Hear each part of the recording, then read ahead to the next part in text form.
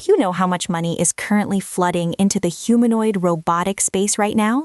It is absolutely ridiculous. Just last week, a startup in Shenzhen raised over $700 million at a $3 billion valuation.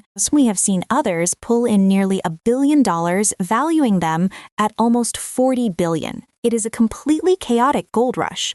But amidst all of this completely unhinged hype, you've Peggy Johnson, the CEO of Agility Robotics, taking a surprisingly measured and grounded approach.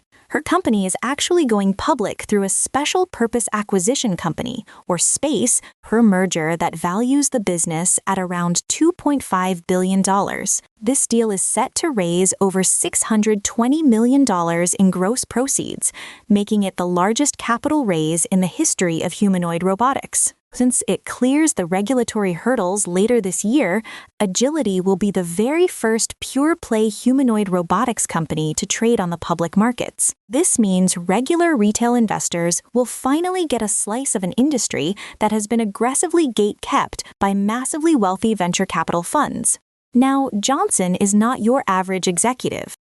She engineered the $26 billion acquisition of LinkedIn when she was at Microsoft and ran Magic Leap. She knows exactly how to navigate this stuff, and she is playing her cards very close to her chest. She is not out there making wild promises or leaking the manufacturing costs of their flagship robot, Digit. Agility was born out of Oregon State University back in 2015, and their entire focus is on building bipedal robots specifically for warehouses and factories.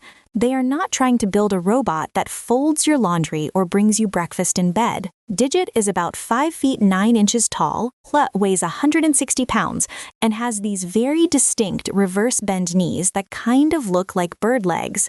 Those legs are not just for show. They allow the robot to reach high shelves without smashing its knees into the warehouse racking. It is highly task-specific, built to move heavy plastic totes all day long.